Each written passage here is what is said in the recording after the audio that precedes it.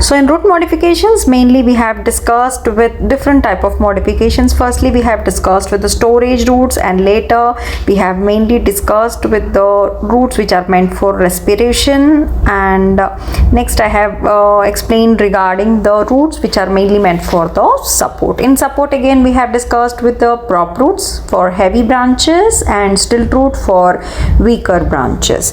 So here I have some pictures. Mainly I have taken for the respiratory roots, children.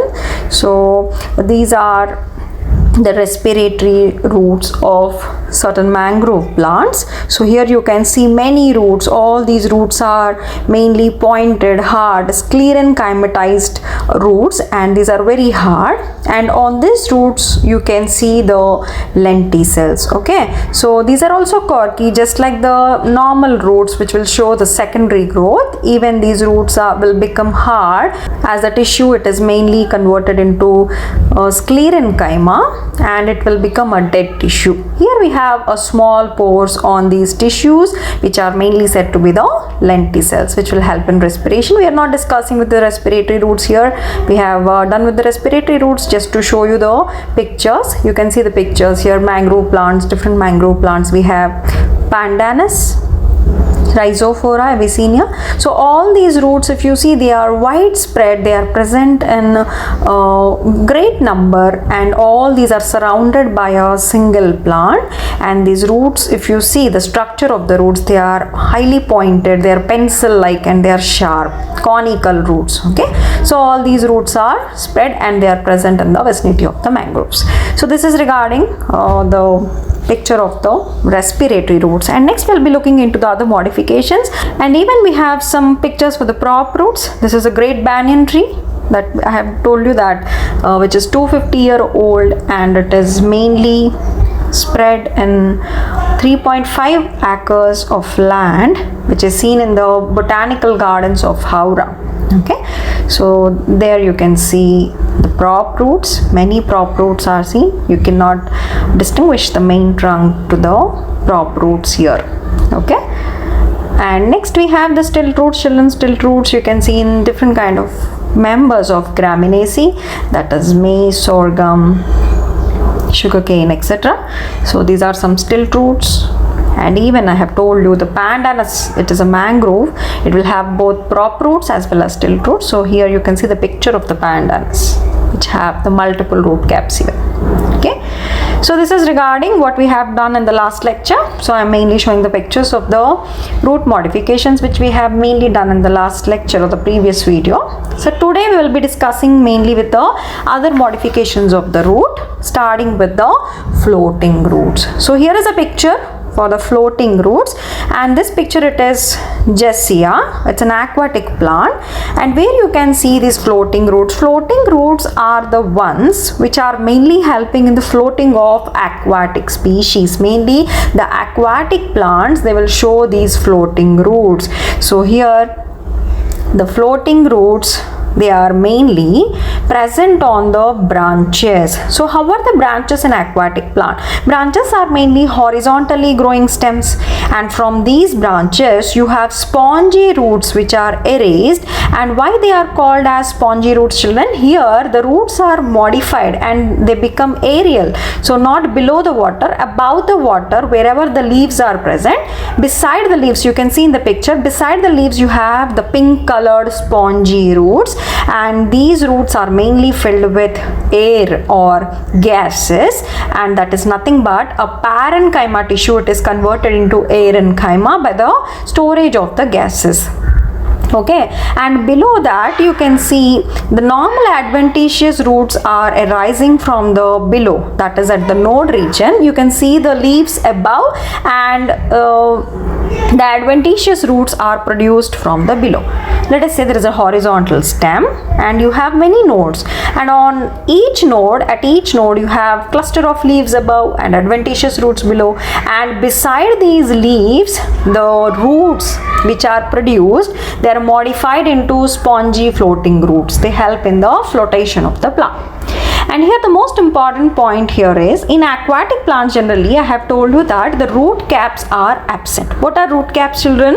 Root caps are nothing but the protective structures which are mainly helping in the penetration of to protect the root tip region in the penetration. As the aquatic plant, if it doesn't need any penetration, the root caps are generally modified into root pockets. In the root cap I have mainly discussed with the root pockets. Root pockets are nothing but the vestigial root caps. Root caps are multicellular structures.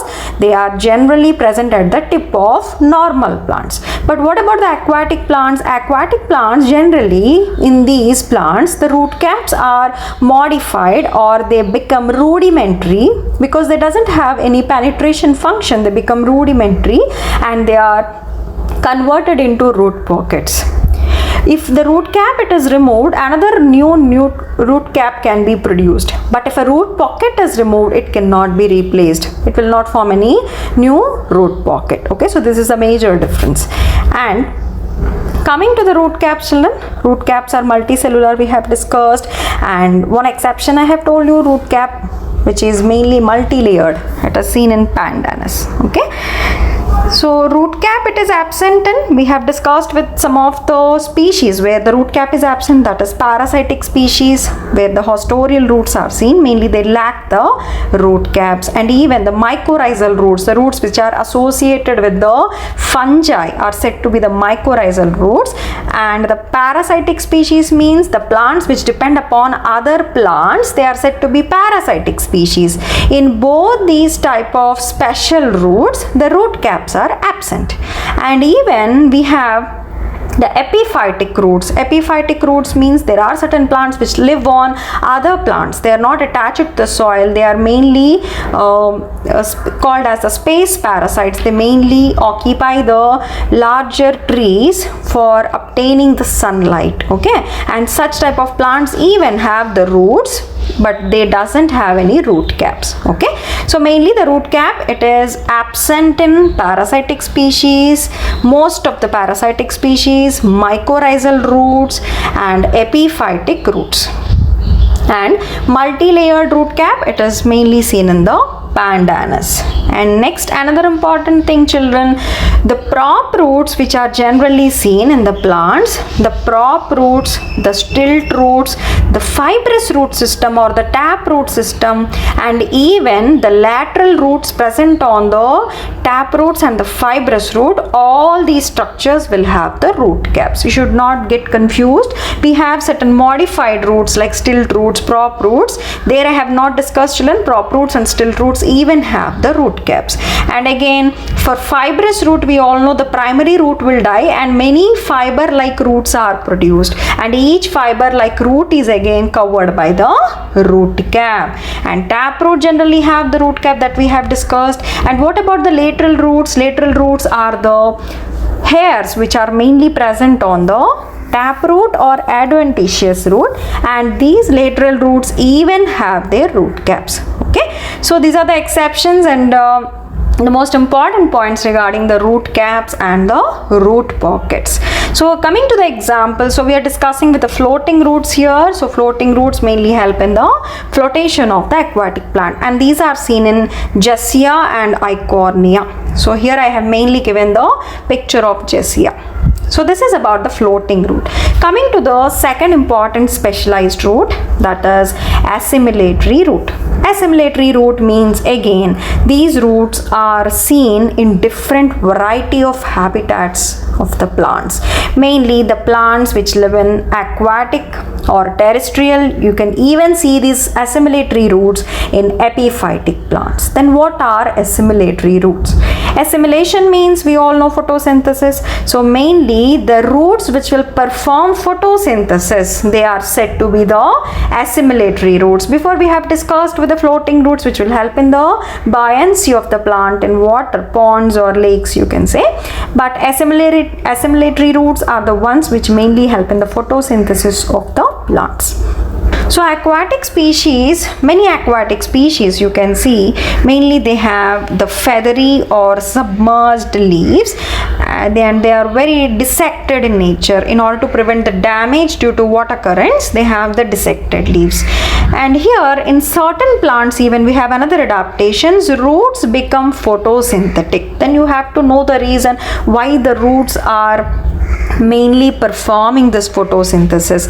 The leaves are very small and the photosynthetic rate will be very less. So the roots even will store the chloroplast and they will become green in color, which will help in assimilation. This is first reason.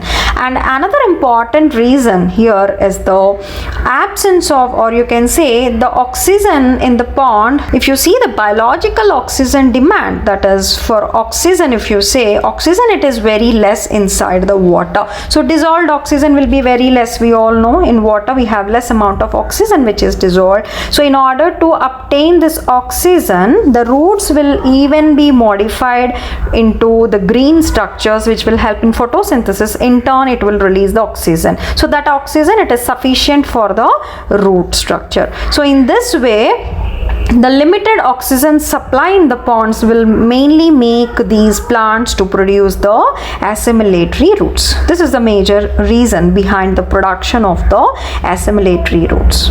And here, coming to the examples, we have certain pictures here that are given. So one, we have the Ctenospora. Ctenospora, it's a climber, a terrestrial plant. They have normal underground roots, and this, so I have told you mainly aquatic, terrestrial and epiphytic plants. So all the three examples I have mainly showing you now. So first I am discussing with a plant, the terrestrial plant showing assimilatory roots. So I have discussed with the aquatic plant as an example, but even I have told you that the assimilatory roots are seen in terrestrial as well as epiphytic plants. So the first example which I am discussing here is regarding the climber, which is a terrestrial species, and example here is the Ctenospora. So it will have normal underground roots, but in addition it will have aerial assimilatory roots. Some of the roots are produced on this Ctenospora, and that will be showing mainly the assimilation. Some of the roots will become green in color due to the exposure to sunlight, and they will help in photosynthesis. And next, coming to the aquatic species I am discussing with, next is the Trapa. Okay, so here you can see the picture, children. Trapa, it is commonly called as water chestnut. We all know during fasting, some of the people in India, mainly they consume these water chestnuts, which are generally green in color, and when they become dry they will be black in color. Okay, so this water chestnut, mainly the plant, the scientific name is called Trapa. Here mainly the submerged roots, it's an aquatic plant. The submerged roots, they will be mainly producing these photosynthetic roots. Okay, so they have two type of roots. Normal roots are present, besides we have the photosynthetic roots. Normal roots for flotation and balancing, and assimilatory roots for assimilation. And next picture here you can see the Ctenophyllum. So it's an epiphytic species. So third important assimilatory root which is mainly seen in the different kind of species. So mainly I have discussed with the terrestrial species, next we have discussed with aquatic species, and now I am discussing with the epiphytic species. In this, the flat ribbon like assimilatory roots, you can see in the picture, they are flat like ribbons, and there I have told you mainly the epiphytic roots will lack the root caps. So epiphytic roots generally are meant for absorption of moisture from the air. They are present on other plants, branches of other trees, and there mainly they will help in absorption of moisture from the air. So another important function, if you see the picture, even these epiphytic roots which are mainly meant for absorption of moisture from air can also be showing the function of assimilation. They become flat ribbon like green in color, and they even help in the assimilation Next, coming to the Podostemon. Again, this is an aquatic angiospermic plant, but here if you see this plant, you can see the picture here, the whole body is completely dissected and it looked like an algae. It looked like the thallus. All the body, it is thread like and it is mainly attached to the rock. This is a flowering plant, that is angiospermic plant, but the body is like thallus here. And in this plant even we have the assimilatory roots, the roots which are mainly meant for the photosynthesis. So next type of modification that we generally see with the roots are the sucking roots. Sucking roots are also known as hostorial roots or parasitic roots. 1% of angiospermic plants are mainly the parasites here. So here we have different plants, children. Mainly these hostorial roots, they are again widespread. Many plants, many angiospermic plants will show these hostorial roots. So what are these hostorial roots and why they are mainly said to be parasitic? We all know parasites means they generally harm the organism to which it is mainly attached. Any species, if it is living inside the host body and it is causing harm by benefiting from the host, we call them as parasites. Okay, so this is a kind of a relationship where we can see even in the animals, right? So here the plants are parasitic on other plant species. So that is the major condition here. And how they will become parasites? Due to different reasons. Mainly some of the plants, they will be becoming parasites on other plant species, and some of the parasitic plants, they mainly harm the host body. So here we will see, I'll be mainly explaining with examples here. These are generally absent in aquatic habitat, children. Plants which are terrestrial generally show the parasitic roots. Okay, hostorial roots or parasitic roots, they are also called as sucking roots. They are mainly different from the normal roots, and these type of roots, if you see, they mainly weaken the host. And the host, how the host will be affected, how the impact it is shown, mainly in the production of flowers and seeds. Mainly the plants or the host body is affected. If the parasitic roots are produced, what will happen, children? The host will produce few flowers and few seeds. Why? Because it is mainly dominated, the parasitic plants are mainly dominating the host and they will be causing loss to the host.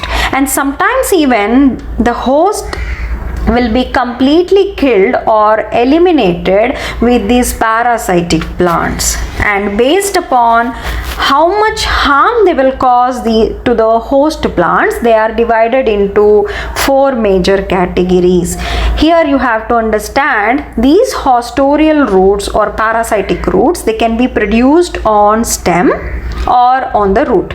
So you can have the stem to stem relationship between a parasitic plant and a host plant, or a root to root relationship, that is underground in a parasite, for a parasite and a host. So one is visible directly and something, the root association, it is invisible. Okay, so these are 2 types of associations that are mainly seen in the parasitic species. So based upon that, we have 4 categories here: partial root parasites, partial stem parasites, complete root parasites, and complete stem parasites. Here we are using 2 important terms, partial and complete. Partial means the parasitic, some of the plants are mainly dependent upon the host plant only for water, or sometimes some of the inorganic nutrients, and such species are said to be the partial root or partial stem parasite. This will happen with the stem or the root association. And some of the plants are directly depending upon the host body for everything. It can be water, mineral, nutrient, food, everything. They are mainly dependent upon the host body. Such parasitic species are said to be the complete parasites. And these complete parasites, if they are associated with the root of the host, we call them as complete root parasites. If they are associated with the stem, we call them as the complete stem parasites. So let us see with the examples for each one of the category. We have the first. So the first example here, I am giving the picture of the Santana. Santalum, we all know, sandalwood tree. Mainly these are partial root parasites. They will be dependent upon some prolific host species. What they will do, how they will be mainly associated with the host body, that we will see. Any type of parasitic plant, mainly they will produce these special kind of hostorial roots which will be entering into the host body through root or stem channel. For stem, the plant has to be present beside the host, any prolific host species, and they has to be associated. And for the root, from underground they are producing these long hostorial roots and they get attached to the root of the host species. Then how and where they are mainly connected? If you see the hostorial roots, they are mainly connected to the xylem and phloem tissue of the host plant. So we all know xylem will supply water and phloem will supply food and also minerals and nutrients. So mainly they require that particular tissue. So these hostorial roots, they will enter into the host body and they will get connected with the major xylem and phloem tissue, so that they will be taking whatever food or minerals, whatever it is required by the particular parasitic species. Okay, so here the first example is Santalum, and we have Striga and even Theseum. All these plants will come under the partial root parasites.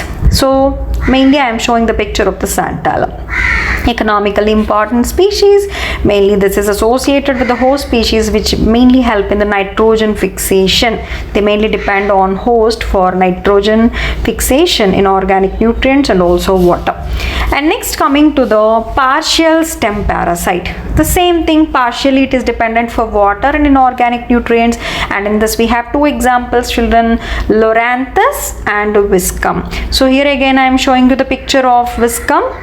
You can see them, it is a partial stem parasite. Okay, on different kind of species, they doesn't have any specific host, many number of, they are dependent upon many different kind of host species. And next, coming to the complete root parasite. Complete root parasite, again you have to understand, they are hollow parasites and they are obligatory. Why? Because without the host they cannot live. Why? Because for each and every need of the parasitic plant, it has to be dependent upon the host. So in the absence of host, they will die.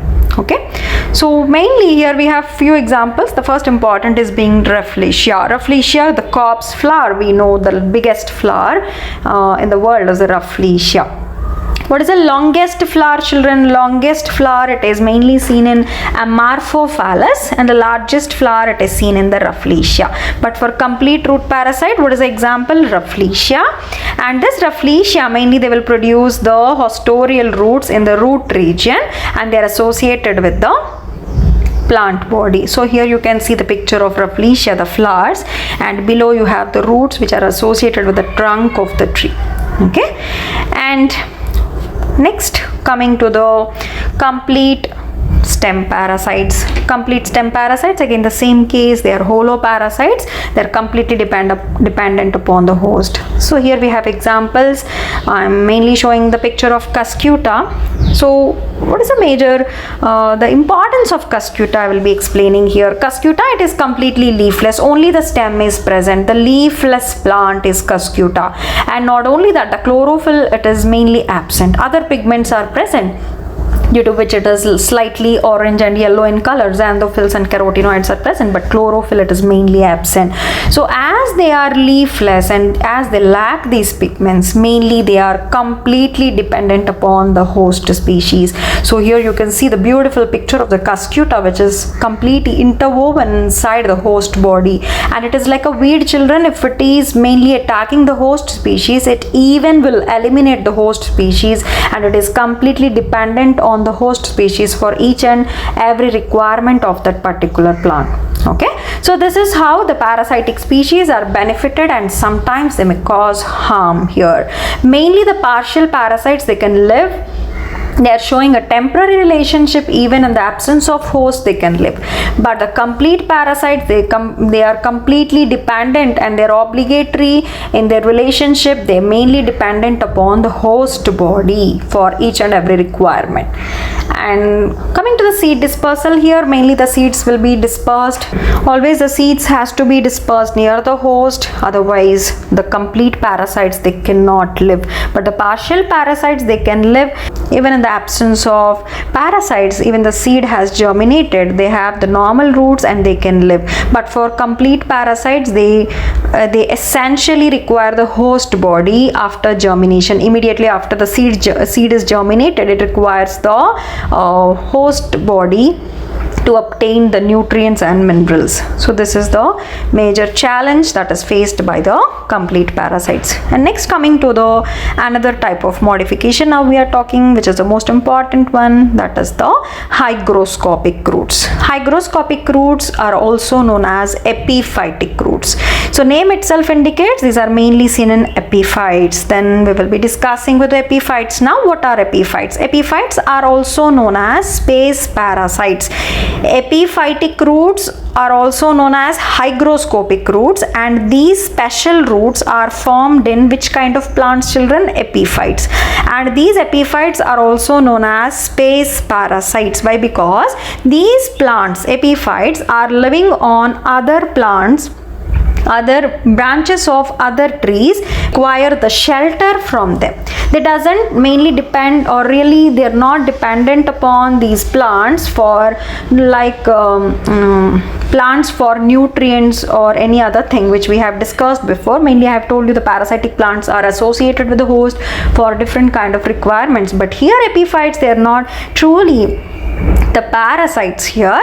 They are space parasites. Mainly they require sunlight and shelter on the large trees, but they can photosynthesize by themselves. They can even absorb the water from air with the help of these epiphytic roots, and hence we mainly call these plants as space parasites. Generally in the rainforests or in the tropical forest, mainly you can see many epiphytes. Why? Because they will form large canopy so that these tiny plants, they will not get the sunlight. So what is the adaptation these epiphytes are showing, children? These epiphytes will be germinating on the branches of the large trees, and these epiphytes will be growing on their branches. Whenever the seed it is stuck or it is placed inside the bark, the cracks which are present on the bark of the branches, immediately it will germinate and later it will be associated with the plant body. Okay, so let us see the functions of the epiphytic roots here. So epiphytes are mainly, they are having these special roots which are known as epiphytic roots. So this is a kind of root modification. Some of the roots are hygroscopic in nature, means they are absorbing water from the moisture or air. Okay, so how they will be absorbing this moisture? These roots will be specially carrying a tissue which is known as velamen. So this velamen is a tissue generally present in this epiphytic roots, through which the absorption function it is mainly taking place here. These roots are thick, they are irregular, ribbon shaped, and they even lack the root caps. I have discussed before, children, they even lack the root caps. In root pockets I have told you regarding the epiphytic roots. Now, so coming to the epiphytes, so what type of plants are seen in this category? Mainly, specifically talking, the orchids are the epiphytes. Mainly the orchids will be epiphytic. They are living as epiphytic species. Okay, they will be occupying the large branches of the tree and they require shelter from this tree. Now we will see the functions of these hygroscopic roots here. So one, I have told you the hygroscopic roots are mainly meant for the absorption of moisture. Then what are the other functions that can be performed by these epiphytic roots? One, they are mainly protecting the underlying cells from UV damage, another important function. And even I have told you that some of the epiphytic roots, they become green in color and they will help in the partial photosynthesis. They have the leaves, but along with the leaves, even these roots are becoming photosynthetic.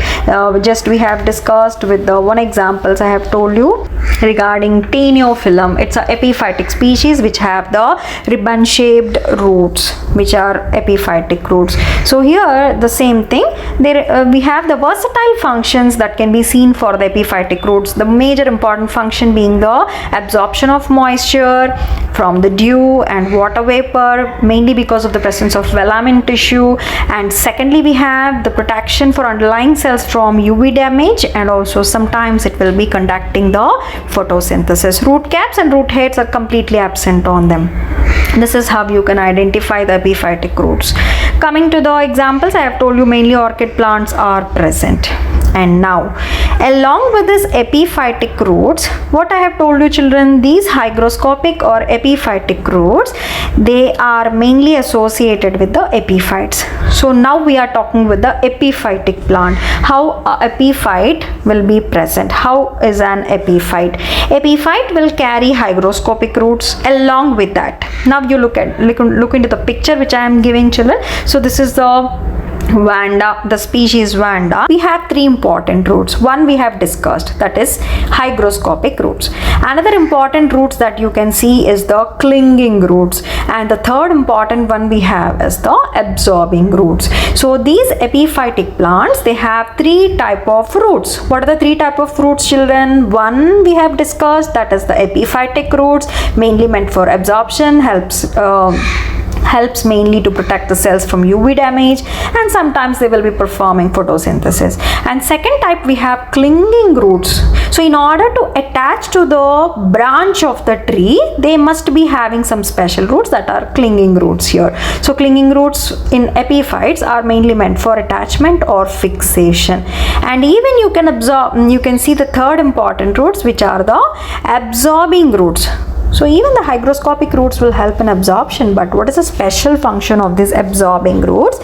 Whatever debris that is collected on the branches of the tree, they will digest and they will be mainly absorbing nutrients from this debris. Okay, so that is the major function of the absorbing roots. So this is regarding the epiphyte. So firstly I have told you the hygroscopic roots are also known as epiphytic roots, and these epiphytic roots are seen in epiphytes. And what are the examples we have in epiphytes? The orchid plants. One example I have discussed is Vanda. Okay, and in these mainly we have discussed with the major important root modification, that is epiphytic root modification. What are epiphytic roots? I have discussed. Later I have told you that the epiphytic plants will have these epiphytic roots. Along with these epiphytic roots, we even have the clinging roots. Why? Because they are present on other trees, they need something for fixation, they will have clinging roots, and even they have the absorbing root. All the three type of roots are mainly present for the epiphytic plant. That is what we have discussed now. Okay, so this is with the epiphytic roots children, and next we will be discussing with the reproductive roots. The name itself indicates that these roots are helping in reproduction. Reproduction means production of offsprings, and these offsprings are asexual or vegetative. So generally we all know that stems will have nodes, internodes, buds, but sometimes the roots, we have an exception here, the roots even have the buds. They doesn't have node and internode, but they can produce buds. The best example is sweet potato and yam. Okay, in yam and sweet potato mainly, we all know these two plants, they will store the food material underground, right? So we have discussed this in the adventitious root modification. There I have told you it is a single tuberous root. And now we are discussing with the second important function of the sweet potato. In sweet potato, mainly they help in the vegetative propagation of the plant. So what will happen, that we will see. If you take a carrot, beetroot or a radish, and if you cut them and you place them in soil, can you see the production of plants children? No, you cannot see. Why? Because it's a root modification. The roots will not give rise to any new plants. They cannot produce the buds and they will not give rise to plants, and hence they are not used for vegetative propagation. But if you use the sweet potato, it can give rise to plant. Then you may ask me a question, it is a root modification, then how can it produce the new plants? Why? Because here there is a slight modification in the sweet potato. In sweet potato, the tuberous root, which is storing the starch, the food material, the edible tuber, it will produce the buds, adventitious buds, and these buds will give rise to the plants. As these buds are generally lacking on the normal roots or the storage roots, we cannot see any production of the plants from carrot or beetroot or turnip. Okay, so this is the major difference. We have some exceptions where the root even will produce the buds, and these buds will give rise to new plants, thus helping in the reproduction or production of new offsprings. So one example we have, that is the sweet potato and also yam, and another example I am telling you, muraya. So the picture which I have given is a sweet potato. Here you can see the production of buds. From buds we have the plants which are generated. Muraya is kadi patta. Okay, so here you have curry leaves, and this muraya will also have the normal root, will produce buds, and from that buds you have many plants. If you see a curry leaf plant, surrounding this curry leaf plant we have many plants which are produced, and these are produced because the underground root of this muraya, they will have buds, and from each bud a plant will arise. Okay, and some other examples we have dahlia, children. Even dahlia we have discussed in the adventitious root modification. So along with the storage of food material, they even help in the propagation. So mainly in dahlia it is non-edible, we will not consume it, but sweet potato we will be mainly, yam, sweet potato we mainly consume. And in muraya it's not a tuber, it will not store food material, it's a simple root, but it will produce the buds. So these are the different kind of examples here.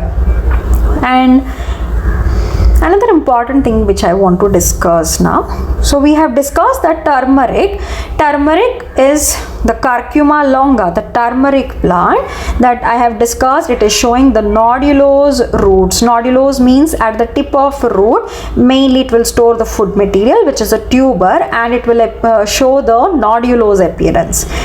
And even in turmeric, we discussed this turmeric under another example, that is rhizome. So turmeric plant will have the ability to produce two type of structure. One, it will produce a tuber, and two, it can produce a rhizome. What is a tuber and what is a rhizome? Tuber is a root modification, rhizome is a stem modification, and both are underground. So this is very, very important. Many children are being confused with these terms, so I am explaining this here. In turmeric we have tuber as well as rhizome. Tuber is mainly storing the food material, it will give the nodulose appearance, and the rhizome is underground stem, tuber is underground root, and both modifications are seen underground, so you will be mainly confused. So what will happen, this tuber which is showing the nodulose roots, they are very less, and generally they will store the food material at the tips, but it is non-edible. Generally during the processing of the turmeric, the tubers are removed and rhizomes are used. The rhizome is the actual turmeric, the rhizome is the actual one which is economically important. We generally extract these rhizomes from the plant, and these are processed to produce the turmeric. Okay, and even for vegetative propagation, the tuber is not used, children. Rhizome is generally used for the vegetative propagation of the turmeric. This is one of the important example you have to remember. So when you take the rhizome and you place it in the soil, it will give rise to new plant. Rhizome is a stem modification and tuber is a root modification. Okay, so these are some of the important points which I want to discuss here. So whatever plant which is mainly meant for vegetative propagation, if you take a small part of it and if you place inside the soil, it will give rise to a new plant. We have many examples, but mainly they are seen in the stem modifications. But here we have discussed with the roots which are helping in the production of new plants. So what are the examples, children, we have discussed? Yam, dahlia, sweet potato and muraya. All these are the examples, and you have to remember with the exceptions which I have given.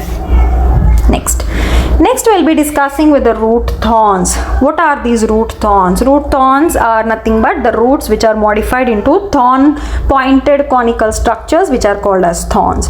Then why these thorns, the roots are modified to thorns, and how they are helping in plants, that we will see.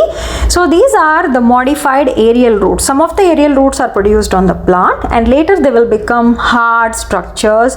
They will be sclerenchymatized, mainly the sclerenchyma is produced, and they will become hard and they will become pointed. How these are mainly helping the plants? They will prevent these plants from the grazing animals mainly. Okay, and such type of root modification to produce thorns are seen in different plants. If you see certain plants, so here I am giving the picture of Acanthorrhiza, the palm plant, which is the stem of the palm plant. It is covered with the spine. So this will discourage the entry of the insects, feeding insects, and also the animals to graze on these plants mainly, okay, on the leaves or any other structures. And these are mainly seen in the plants like Acanthorrhiza, Eriaceae, and also Pothos. Pothos is the money plant. We all know the money plant even have the these root thorns, the roots which are modified into thorn like structures. Okay, so this is another important modification of the root. Next we have epiphyllous roots, children. Epiphyllous roots means these plants, some of the plants, their leaves are helping in the production of adventitious roots.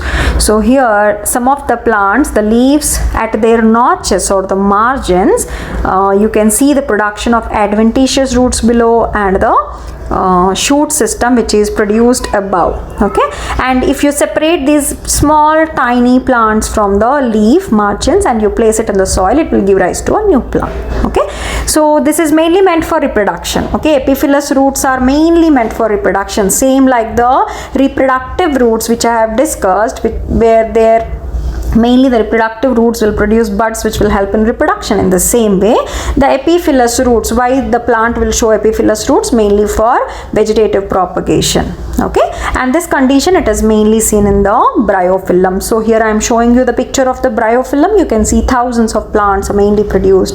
It is mainly called as a mother of thousands of plants, a single leaf of a plant. So many leaves are there on a plant. For each leaf you can see hundreds of the plants which are produced.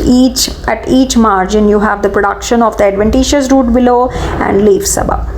Okay, next coming to the leaf roots. In some of the plants the leaves are modified into roots. Okay, one leaf at each node, they are mainly converted into root, and this condition is rarely seen. One example here I am quoting mainly, that is Salvinia. Salvinia, it's a rootless plant. The root-like structures, but roots are absent. The true roots are absent here, and whatever structures which are appearing like roots, the dissected ones, are nothing but the modified leaves. So here mainly we are discussing with the Salvinia, children. In Salvinia, at each node the leaf will be converted. One of the leaf it is converted into a root-like structure, and these are mainly meant for balancing the plant and also help in the absorption of the nutrients. True roots are absent in Salvinia. It's a weed in water, lakes, and also the pond. And next coming to the buttress roots. So what are these buttress roots, children? In some of the large trees mainly you can see this modification. Some of the trees which are growing in the poor soils, they mainly have large structures. The roots are mainly modified into plank-like structures, and they will give support to these large plants, and these are mainly said to be the buttress roots. So here I am giving you the picture of the buttress root, children. You can see the picture here. So what is the example that I am discussing is mainly the Bombax ceiba. So Bombax it's the silk tree, and we all know the Bombax mainly have the buttress roots. Okay, so buttress roots, you can see the structure, all the roots are modified into plank like structures. And next we have another type of modification, even I have discussed this, the mycorrhizal roots. Some of the roots of the plants are associated with the fungi, and those roots are said to be the mycorrhizal roots, and this condition is seen in a gymnosperm plant, that is Pinus. The roots of Pinus, they are associated with the fungi.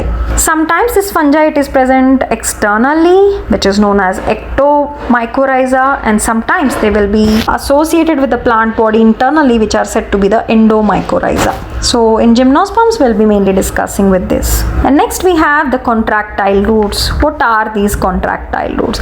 Some of the roots are mainly meant for the pulling action. They act like pullers, and this condition it is seen in the saffron plant, crocus and freesia. So here I am mainly giving the picture of the saffron plant, children. You can see here we have white colored roots, the large ones, and also small roots. These white colored long roots are mainly said to be the contractile roots. What is the function of the contractile roots? Mainly these roots, they will be mainly maintaining the length of the corm, which is mainly produced underground in this plant. In saffron plant we have a corm, which is a stem modification. Underground stem is modified, underground stem is produced, and it will store food material and it will form a corm. And what will happen if the plant is forming numerous corms? The corms are produced attached to the parent corm, and slowly they will be going deep into the soil. In order to keep them in place for successive generation, these contractile roots are mainly helping. They will mainly help in bringing the underground organs at proper depth into the soil. How this will be mainly done? If you see the anatomical part, the cortical cells, they mainly have the shrinking ability. Whenever these contractile roots are produced on the new corm, these cortical cells will shrink. Ultimately, the contractile roots even shrink, and that will bring the corm to the upper level in the soil. Okay, so this is how for every successive generation the corms are being present near the surface of the soil. Okay, so this is regarding the contractile roots. And finally we have the clinging roots. What are clinging roots? These are non-absorptive adventitious roots arising either from nodes or from internodes, or sometimes from both. What is the function of the clinging roots? Even we have discussed this in the epiphytic plants. I have told you there are some clinging roots which mainly help in the attachment to the host body. Here I am mainly showing you the ivy plant and even Piper beetle. You can see the pictures. So in these two plants you can see these adventitious roots which are produced on the stems from node or internode. These plants, they mainly help in clinging the support, any stick or you can say any other plant. They may be growing on other plant. Mainly the climbers will have the clinging roots. They mainly help in attachment to the host body, and they will be mainly entering the crevices of the host body. Sometimes even the rock surface, some of the climbers are growing on the rock surface. They will enter the crevices of the rocks with the help of the climbing roots. So here we have some examples, children. Tecoma, that is Tecoma stans, and we have Piper beetle, pan plant, and also we have ivy plant. And here I am showing you the Piper beetle. Okay, so this is regarding clinging roots. Clinging roots are simply the climbing roots, children. Climbing, they mainly help in clinging action for attachment. Sometimes they produce some mucilage for attachment and sticking, and sometimes they even help in the climbing. Okay, so these are some of the roots which will help in climbing and also for attachment, clinging. Mainly you can see in the money plant, in pothos even we have the climbing roots. So they help in climbing as well as the clinging action. So this is regarding the total root modifications, children. So we have discussed with many important root modifications. I have discussed with the epiphyllous roots, leaf roots, reproductive roots, clinging and climbing roots, root thorns, contractile roots, mycorrhizal roots, buttress roots, reproductive roots, and even we have some parasitic roots we have discussed, and some hygroscopic roots, assimilatory roots, and also floating roots. So all these are different type of modification.